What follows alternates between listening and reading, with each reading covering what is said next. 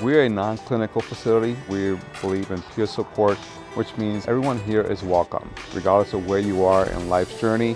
We don't discriminate. All we ask for you to be compassionate, treat others with respect, and be willing to follow our code of conduct. And that's the beauty of this place, that we all come together as a whole to share our stories and be supported.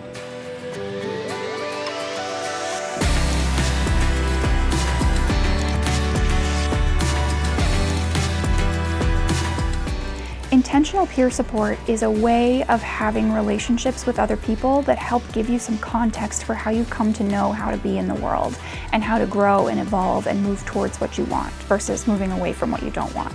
Monadnock Peer Support fills an important niche in our community, and in particular, it creates a sense of community. And I think that kind of connectedness is really important when people are going through some mental health issues and crises and trying to reset themselves, and being able to find a place that is relatable, that's really a vital role. And we also run about 30 or 40 groups a week right now, both in the center and outside of the center. So we facilitate groups at places like the YMCA. We also have events that go on throughout the week. We have trips that go once a month. And everything is decided by our members for our members. We have something for everybody. We also have our Step Up, Step Down program, which is a residential program. And we have Respite, which is more for somebody in a crisis, immediate crisis. The amount of problems that alcohol had, given me, and now that I'm better and I'm doing well, I come back to MPS as a staff. So I'll be doing some group facilitating, and it feels good that people recognize a skill set that I have that I'm very proud of. The stability and the support was necessary for me to be able to function from day to day. If I needed those people to be around me. There's someone else in this big scary world that's caring about me, and I think a lot of us don't have that. It's we're supposed to, but we don't.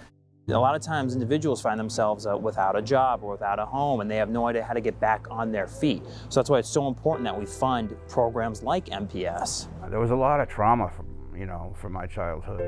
You can only take that kind of pain and depression and isolation before you seek some sort of comfort. That began a 10-year period of me living on the streets.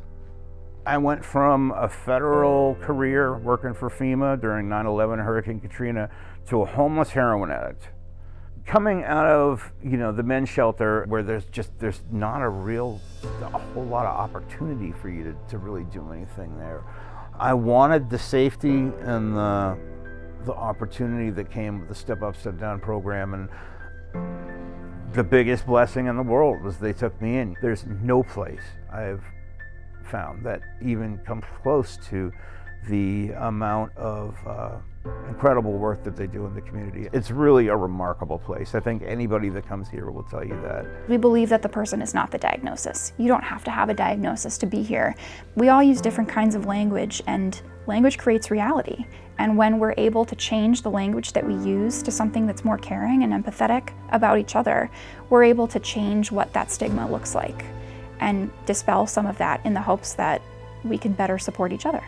I think we're blessed in this community with the resources to help people, and that's what's important here, is that we've made it local to provide that system of care as a part of that overall recovery and stabilization network. The lessons that I have learned by being here as the interim executive director has enriched me as a person, and there's so much for us to learn about each individual that we serve. I'm going to be leaving this place after the new executive director comes a different person. So that is going to be priceless, and it's going to be life-changing for me.